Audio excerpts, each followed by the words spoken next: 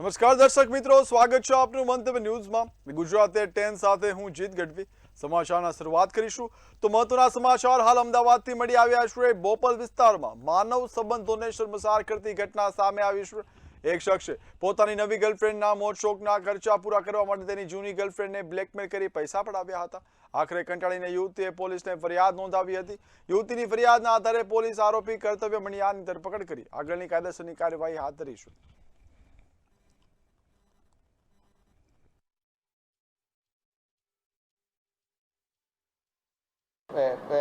જે વિક્ટિમ છે, વિક્ટિમને પણ જે બીજા રિલેશન હતા, તો એને આધારે હવે આ જે વિડીયો રેકોર્ડિંગ ને બધા એનાથી વાયરલ કરવાની ધમકી આપીને એને દર મહિને 10,000 રૂપિયા એમના અકાઉન્ટમાં જમા કરવા માટે દબાણ આપતો હતો. और એક વખત એમને 4,000 રૂપિયા ઓનલાઈન ટ્રાન્સફર પણ કર્યા હતા. और અત્યારે આ આરોપીની ધરપકડ કરવામાં આવી છે અને બાકી આરોપી બીજી કોઈ છોકરી સાથે એવું કરેલું છે એની પણ અત્યારે તપાસ ચાલુ છે. ભાવનગરમાં કથિત નકલી દારૂ પીવાથી થયેલા મોતનો બનાવ બાદ અમદાવાદ ગ્રામ્ય પોલીસે સમગ્ર જિલ્લામાં તપાસ અને કોમ્બિંગ ઓપરેશન તેજ કર્યું છે. શંકાસ્પદ દારૂનો જથ્થો અમદાવાદ ગ્રામ્ય વિસ્તારના કોઈ રૂટ પરથી ભાવનગર પહોંચ્યો હોવાની આશંકા વચ્ચે પોલીસ દ્વારા સંવેદનશીલ સ્થળો પર ચેકિંગ હાથ ધરાયું છે. માનनीय ડીજી સાહેબ અને આઈજી સાહેબની સૂચના મુજબ કાલ જે ભાવનગરમાં જે ઇન્સિડન્ટ થયો છે એની તકેદારીના ભાગરૂપે જિલ્લાના તમામ આજ સુધી જેની ઉપર જે પ્રોહિબિશન ઓફેન્સીસ દાખલ થયા છે એ તમામને આખી રાત ચેક કરવામાં આવ્યા હતા.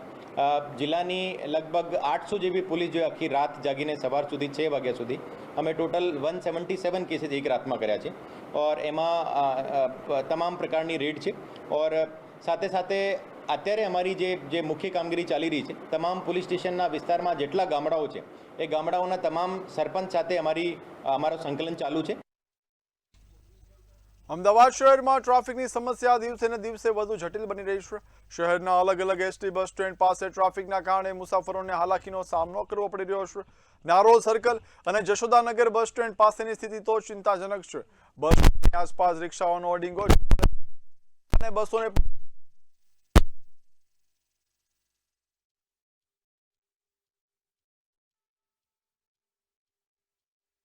ચોક્કસપણે મુસાફરને તો બસ સ્ટેન્ડે આવે તો એને બેસવામાં સહેલાઈ પડે, પણ જ્યારે બસ સ્ટેન્ડથી 50 મીટર કે 5-10 મીટર કે 25 મીટર દૂર રહે તો ચોક્કસ મુસાફરોને તો તકલીફ પડે. એનું મુખ્ય કારણ તમે કીધું એટલે ટ્રાફિક.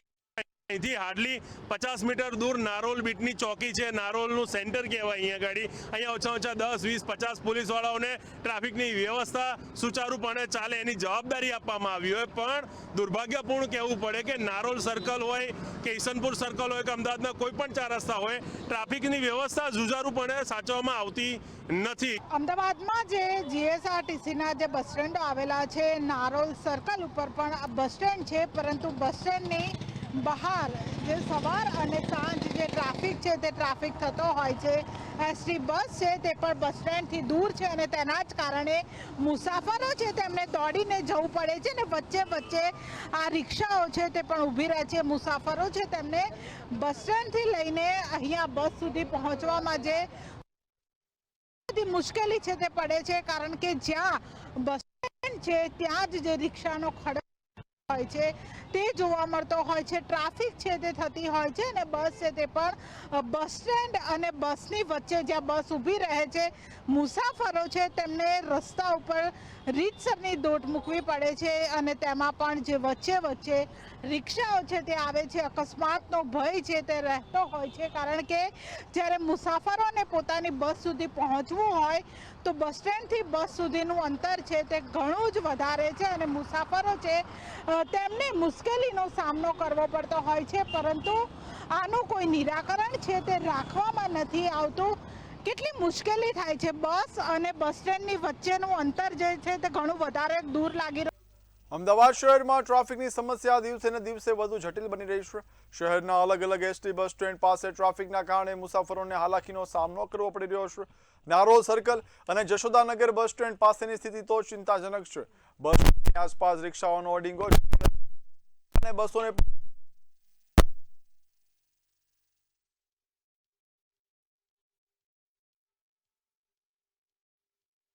ચોક્કસપણે મુસાફરને તો બસ સ્ટેન્ડે આવે તો એને બેસવામાં સહેલાઈ પડે, પણ જ્યારે બસ સ્ટેન્ડથી 50 મીટર કે 5-10 મીટર કે 25 મીટર દૂર રહે તો ચોક્કસ મુસાફરોને તો તકલીફ પડે ને એનું મુખ્ય કારણ તમે કીધું એ રીતે ટ્રાફિક. અહીંથી હાર્ડલી 50 મીટર દૂર નારોલ બીટની ચોકી છે, નારોલનું સેન્ટર કહેવાય અહીંયા ગાડી. અહીંયા ઓછા 10-20-50 પોલીસવાળાઓને ટ્રાફિકની વ્યવસ્થા સુચારુપણે ચાલે એની જવાબદારી આપવામાં આવી હોય, પણ દુર્ભાગ્યપૂર્ણ કહેવું પડે કે નારોલ સર્કલ હોય કે ઈસનપુર સર્કલ હોય કે અમદાવાદના કોઈ પણ 4 રસ્તા હોય, ટ્રાફિકની વ્યવસ્થા સુચારુપણે સાચવવામાં આવતી નથી. અમદાવાદમાં જે જીએસઆરટીસીના જે બસ સ્ટેન્ડો આવેલા છે, નારોલ સર્કલ ઉપર પણ બસ સ્ટેન્ડ છે, પરંતુ બસ સ્ટેન્ડની બહાર જે સવાર અને સાંજ જે ટ્રાફિક છે તે ટ્રાફિક થતો હોય છે. એસટી બસ છે તે પણ બસ સ્ટેન્ડથી દૂર છે અને તેના જ કારણે મુસાફરો છે તેમને દોડીને જવું પડે છે ને વચ્ચે વચ્ચે આ રિક્ષાઓ છે તે પણ ઊભી રહે છે. મુસાફરો છે તેમને બસ સ્ટેન્ડથી લઈને અહીંયા બસ સુધી પહોંચવામાં જે મુશ્કેલી છે તે પડે છે, કારણ કે જ્યાં બસ સ્ટેન્ડ છે ત્યાં જ જે રિક્ષાનો ખડક હોય છે તે જોવા મળતો હોય છે. ટ્રાફિક છે તે થતી હોય છે અને બસ છે તે પણ બસ સ્ટેન્ડ અને બસની વચ્ચે જ્યાં બસ ઊભી રહે છે, મુસાફરો છે તેમને રસ્તા ઉપર રીતસરની દોટ મૂકવી પડે છે અને તેમાં પણ જે વચ્ચે વચ્ચે રિક્ષાઓ છે તે આવે છે. અકસ્માતનો ભય છે તે રહેતો હોય છે, કારણ કે જ્યારે મુસાફરોને પોતાની બસ સુધી પહોંચવું હોય તો બસ સ્ટેન્ડથી બસ સુધીનું અંતર છે તે ઘણું જ વધારે છે અને મુસાફરો છે તેમને મુશ્કેલીનો સામનો કરવો પડતો હોય છે, પરંતુ આનું કોઈ નિરાકરણ છે તે રાખવામાં નથી આવતું. કેટલી મુશ્કેલી થાય છે. બસ અને બસ સ્ટેન્ડની વચ્ચેનું અંતર જે છે તે ઘણું વધારે દૂર લાગી રહ્યું છે. બસ સ્ટેન્ડ અને બસ ઘણી દૂર ઊભી રહે છે એવું લાગે છે. અને વચ્ચે વચ્ચે રિક્ષાઓ હોય છે, ટ્રાફિક હોય એટલે એના લીધે જ એના લીધે દોડવું પડે. એટલે મુસાફરો હોય છે, કારણ કે જેમને દોડીને પોતાની બસ પકડવાનો વારો આવતો હોય છે, કારણ કે જે બસ છે તે રોડ ઉપર ઊભી રહે છે, સાથે સાથે રિક્ષાઓ છે તે આડેધડ અહીંયા ઊભી હોય છે. કોઈ ટ્રાફિકનું મેનેજમેન્ટ છે તે અહીંયા કરવામાં નથી આવતું અને તેના લીધે અંતે ભોગવવાનો જે વારો છે તે મુસાફરોને આવે છે, કારણ કે બસ સ્ટેન્ડની સામે જે રિક્ષાઓ છે તે રાખવામાં આવે છે, પરંતુ કોઈ પણ રીતે ટ્રાફિકનું મેનેજમેન્ટ છે તે અહીંયા કરતું જોવા નથી મળી રહ્યું. કેમેરા પર્સન પૂજન બ્રહ્મભટ્ટ સાથે કિંજલ બોરીસા, મંતવ્ય ન્યૂઝ, અમદાવાદ. વડોદરામાં તાંત્રિક વિધિના ત્રાસથી યુવતીના આપઘાત મામલે પોલીસે કાર્યવાહી કરી છે. તાંત્રિકે બીમારી દૂર કરવાની બાંયધરી આપી ટોટક કરાવી અંદાજે 1 લાખ રૂપિયા પડાવ્યા હતા. શારીરિક અડપલાથી કંટાળેલી યુવતીએ આપઘાત કર્યો હોવાનો આક્ષેપ છે. પોલીસે દુષ્પ્રેરણાનો ગુનો નોંધી તાંત્રિકને જેલ હવાલે કર્યો છે. અન્ય મહિલાઓને શિકાર બનાવ્યાની પણ આશંકા સેવાઈ રહી છે.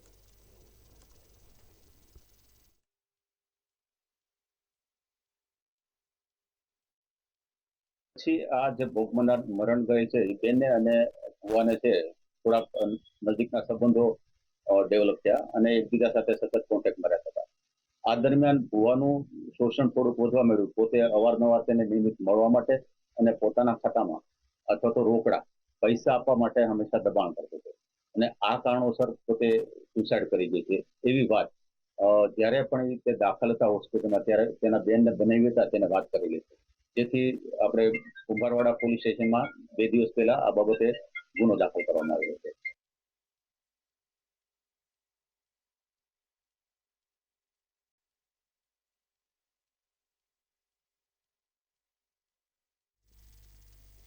વડોદરાના માંજલપુર સ્પોર્ટ્સ કોમ્પ્લેક્સમાં જર્જરિત એથ્લેટિક્સ ટ્રેક પર જિલ્લા કક્ષાની હરીફાઈ યોજાઈ હતી. ફાટેલા ટ્રેક પર 1200 જેટલા ખેલાડીઓ જોખમી રીતે દોડી રહ્યા છે. ટ્રેકનું આયુષ્ય પૂર્ણ થતાં ખેલાડીઓને પ્રેક્ટિસ માટે નડિયાદ અને રાજપીપળા જવું પડે છે. કોર્પોરેશન દ્વારા રિનોવેશન માટે ટેન્ડર પ્રક્રિયા હાલ હાથ ધરવામાં આવી છે.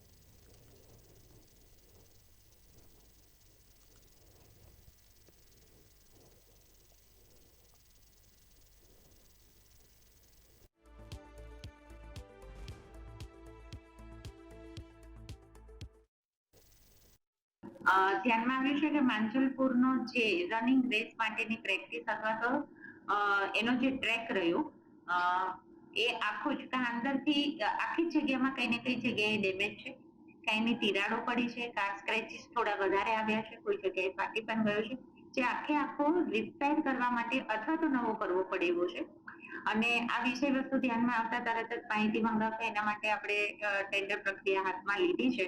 અને જો નવું આખું કરવા જતા ખાસા એવા આપણે ખર્ચો છે, પણ હંમેશા એક આપણી ગુજરાતની ખેલો ગુજરાતમાં કુંભ આ બધી અભિયાન વડાપ્રધાન શ્રી નરેન્દ્રભાઈ મોદીજી સાથે આપણે સૌ જોડાયેલા છે અને એ માટે થઈને જેટલો બને એટલો ઝડપથી આ જેથી કરીને આપણા અહીંના રનિંગ રેસરોને પ્રેક્ટિસ ખૂબ સારી રીતે થઈ શકે, રમી શકે.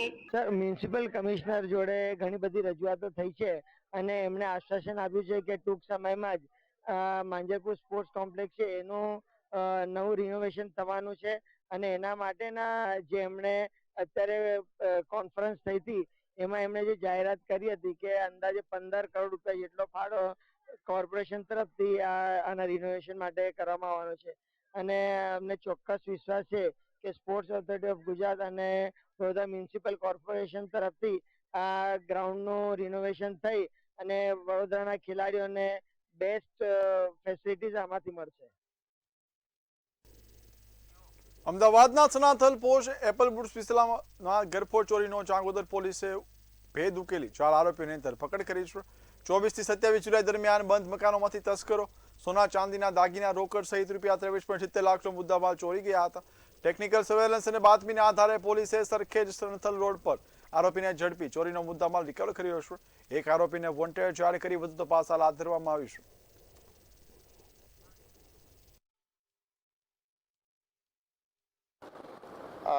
ચોવીસ જુલાઈ જ્યારે બહુ વરસાદ થતી હતી તે વખતે એપલવુડમાં એક પર્ટિક્યુલર વિલામાં એક ગરફોડ થઈ હતી.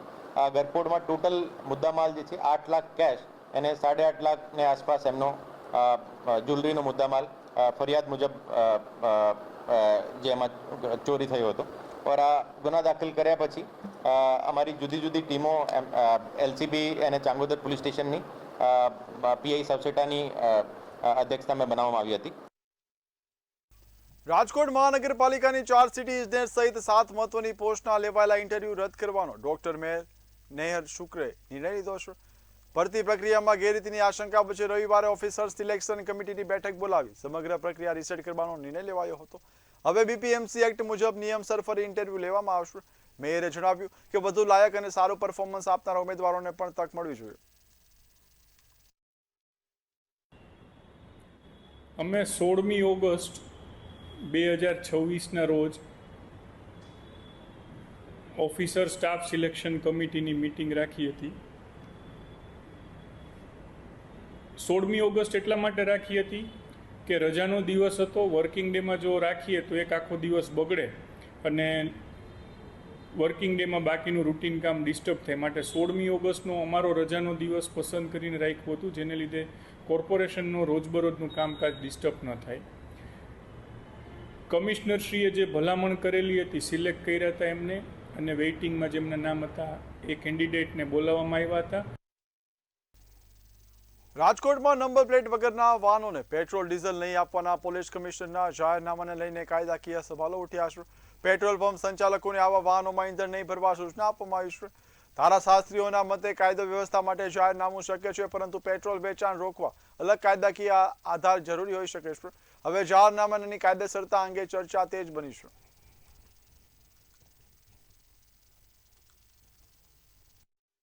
કે જે માણસો લાયસન્સ નંબર પ્લેટ વગર વાહન ચલાવે છે એ લોકો નંબર પ્લેટ લગાડતા થઈ જાય. એ સેન્સમાં 100% પોઝિટિવ છે અને આ ડિસિઝન એ સેન્સમાં આવકાર્ય છે. પણ જ્યારે નંબર પ્લેટ ન હોય અને કોઈ પેટ્રોલ પંપવાળો એમ કહે કે તમારામાં નંબર પ્લેટ નથી એટલે હું તમને પેટ્રોલ નહીં આપું, આવું જો જાહેરનામું પોલીસ કમિશનર શ્રીએ પાડ્યું હોય તો એ બિયોન્ડ એની લિમિટ્સની વાત છે. આ કોઈ પણ પેટ્રોલ આપવું ન આપવું, કેટલું આપવું, કેવી ડેન્સિટીનું આપવું, એ બધું કલેક્ટરની સત્તાની અંદર આવે છે અને એસેન્શિયલ કોમ્યુનિટીના જે કાયદો છે એના દ્વારા આ બધું ગવર્ન થાય છે. એટલે એવા સંજોગોમાં આ જાહેરનામું કાયદેસર ન ગણાય. મહેસાણા તાલુકાના સામેત્રા અને મરેડા પંથકમાં ખાનગી પેપર મિલના પ્રદૂષણ સામે ગ્રામજનોનો રોષ વધ્યો છે. કેમિકલયુક્ત અસહ્ય દુર્ગંધથી સ્થાનિકો અને વિદ્યાર્થીઓના આરોગ્ય પર અસર થતી હોવાના આક્ષેપો છે. પ્રદૂષણથી કંટાળેલા ગ્રામજનો અને વાલીઓએ કંપની બંધ ન થાય ત્યાં સુધી બાળકોને શાળાએ નહીં મોકલવાનો કડક નિર્ણય લીધો છે.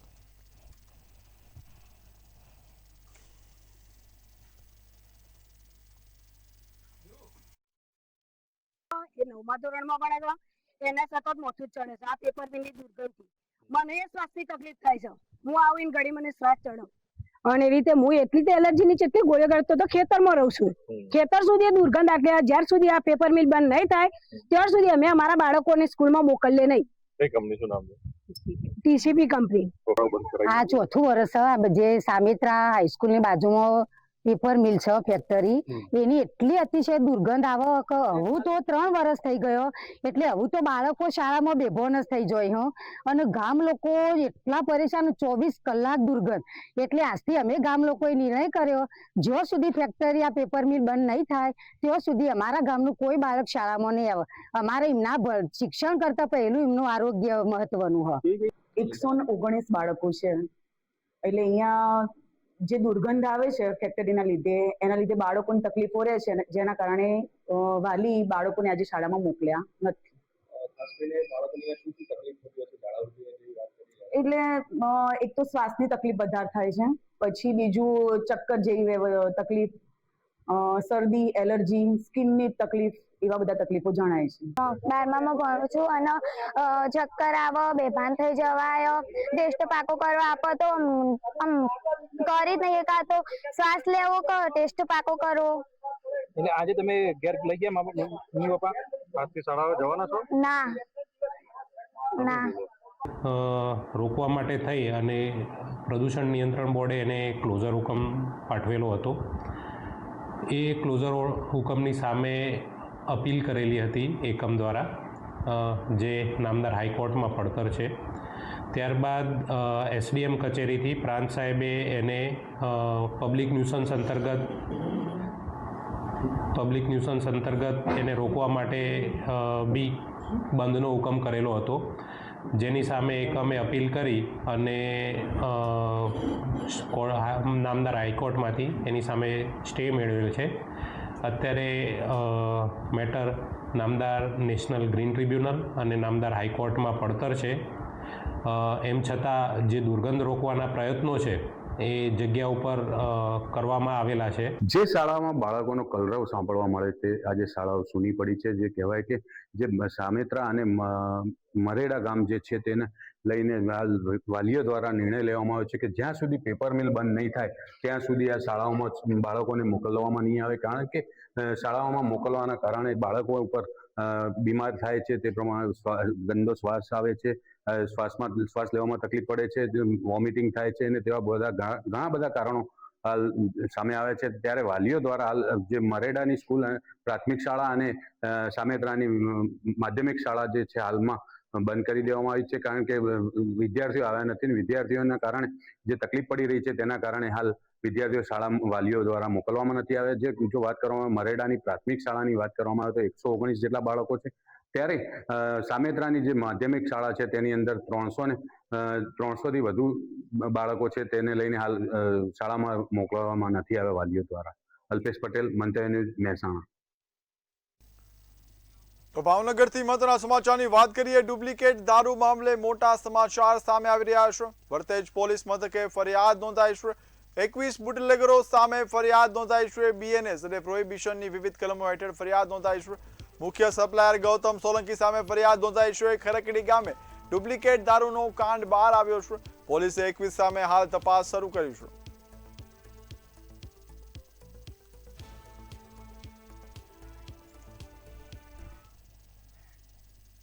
તો અમદાવાદથી મહત્વના સમાચારની વાત કરીએ. એસીબીએ સફળ લાંચનું છટકું ગોઠવ્યું હતું. રૂપિયા 3.15 લાખની લાંચ લેતા 2 આરોપીઓ પણ ઝડપાયા છે. બાંધકામ ન તોડાવવા લાંચની માંગણી કરવામાં આવી હતી. કુલ રૂપિયા 3.25 લાખની લાંચ માંગવામાં આવી હતી. રૂપિયા 10,000 અગાઉ લીધા હોવાનો પણ ખુલાસો સામે આવ્યો છે. સોનીની ચાલી 4 રસ્તા પાસેથી તેઓ ઝડપાયા છે. એસીબીએ રૂપિયા 3.15 લાખની રકમ હાલ જપ્ત કરી છે.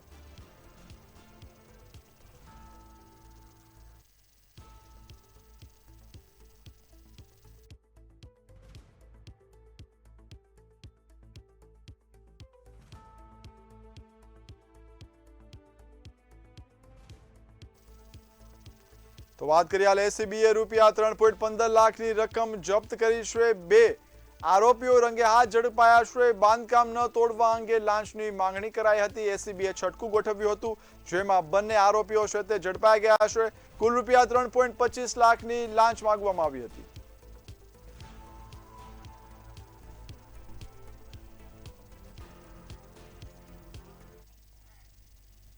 તો અમદાવાદથી મહત્વના સમાચારની વાત કરીએ. ફૂડ વિભાગે મોટો નિર્ણય લીધો છે. રેસ્ટોરન્ટ માલિકોએ ગ્રાહકોને જીવંત કેમેરા હવે બતાવવા પડશે.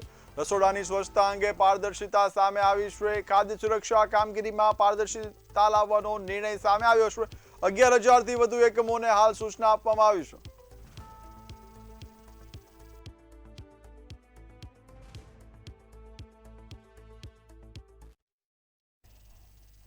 તો અમદાવાદથી મહત્વના સમાચારની વાત કરીએ. મેટ્રો સ્ટેશન નીચે કારમાં એકાએક આગ લાગવાની ઘટના સામે આવી છે. અચાનક ચાલુ ગાડીમાં જ આગ લાગી હતી. ધુમાડા નીકળતા ડ્રાઈવર કારની બહાર નીકળી ગયો હતો. ફાયર વિભાગે હાલ આગ પર કાબુ મેળવ્યો હતો.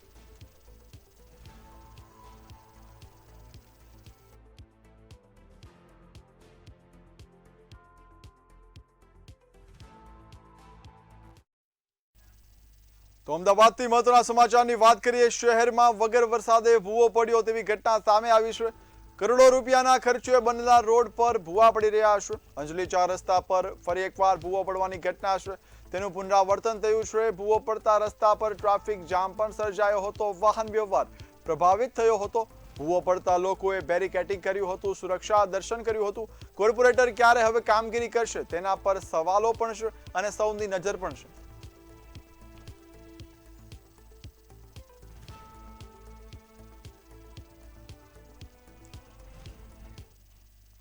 તો વડોદરાથી મહત્વના સમાચારની વાત કરીએ. તરસાલી બાયપાસ પાસે કરુણ દુર્ઘટના સામે આવી છે. પાર્ક કરેલી બસના દરવાજામાં ગળું ફસાયું હતું. 7 વર્ષના માસૂમનું ગળું ફસાતા કરુણ મોત નીપજ્યું છે. પ્રસાદ લેવા નીકળ્યો માસૂમ દિવ્યેશને ઘટના બની હતી. પરિવારજનોનો 108થી હોસ્પિટલ તેઓને લઈ ગયા હતા. તબીબીઓએ દિવ્યેશને મૃત જાહેર કર્યો હતો. કપુરાઈ પોલીસે હાલ સમગ્ર મામલે ઊંડાણપૂર્વક તપાસ હાથ ધરી છે. સર અમારી રીતે અમે કામ કરતા હતા. નાની કંપની છે ત્યાં. કઈ જગ્યાએ? આ સૂર્યનગર બાયપાસ. ત્યાં 5 મિનિટ આગળ કીધું કે મમ્મી મારે મંદિરે પ્રસાદ લેવા જવું છે. તો કે હા બેટા જાય. એટલે અમને શું લાગ્યું કે મંદિરે ગયો હશે. એટલે 5 મિનિટથી કોઈક બીજો અજાણ્યો 2 માણસ આવ્યા કે તમારું છોકરું ત્યાં પડેલું છે. એટલે અમે નીચે પડેલું જોયું. ત્યાંથી અમે જે બીજા ભાઈ હતા એમની કારમાં અમે ચાલો દવાખાને લઈ ગયા. એટલા અમે 108 જેટલી 108માંથી અહીં આવતા રહ્યા. તો વડોદરાથી મહત્વના સમાચારની વાત કરીએ. ગુમ BHMS યુવતીનો ભેદ ઉકેલાયો છે. યુવતીના નામે બનાવટી લગ્ન પ્રમાણપત્ર પણ બનાવવામાં આવ્યું છે. પોલીસ તપાસ ભટકાવવાનો પ્રયાસ છે તે કરવામાં આવ્યો હતો. લગ્ન અધિકારી કચેરીએ પ્રમાણપત્ર બનાવટી ગણાવ્યું હતું. સરકારી સિક્કા અને સહી પણ બનાવટી છે. મામા વિરુદ્ધ ફરિયાદ નોંધાઈ છે. કથિત પતિનું નામ નહીં તે સામે આવ્યું છે. યુવતીને શોધવા પરિવારની પોલીસને માંગ સામે આવી છે.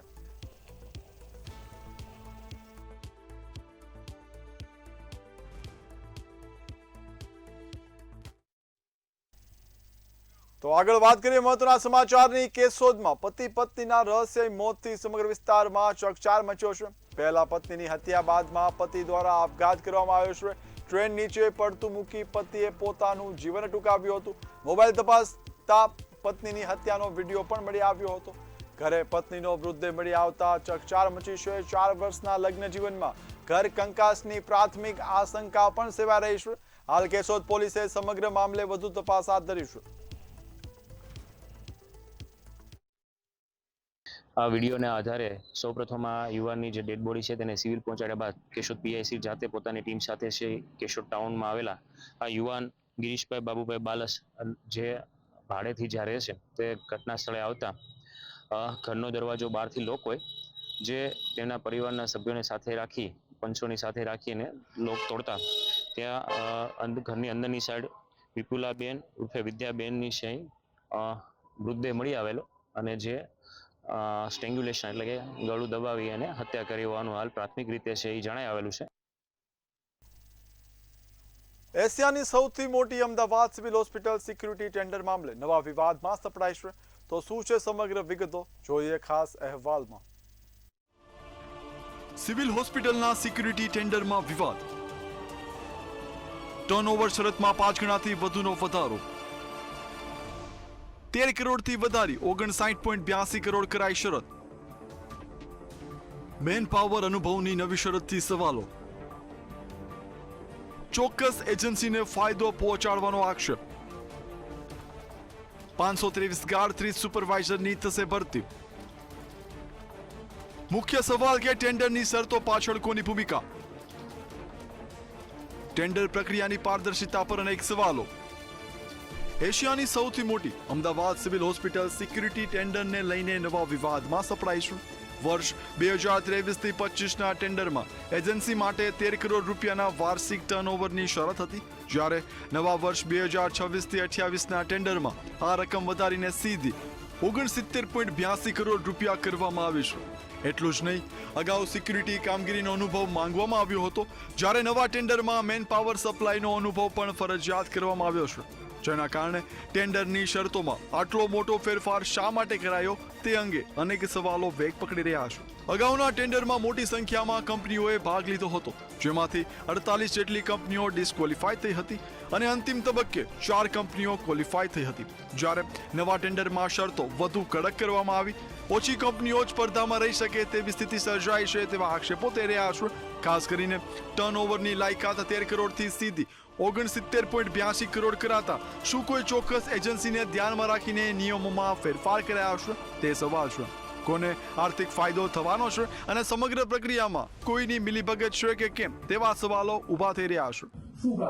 તમારી વાત સાચી છે. અત્યારનું જે ટેન્ડર કરવામાં આવ્યું છે 2026માં કરવામાં આવ્યું છે. 2024ની જે ગુજરાત સરકારની ખરીદ નીતિ છે એના નિયમ પ્રમાણે જેટલું તમારી બિડ વેલ્યુ હોય એના કરતાં ડબલ એમાઉન્ટનું ટર્નઓવર હોવું જોઈએ.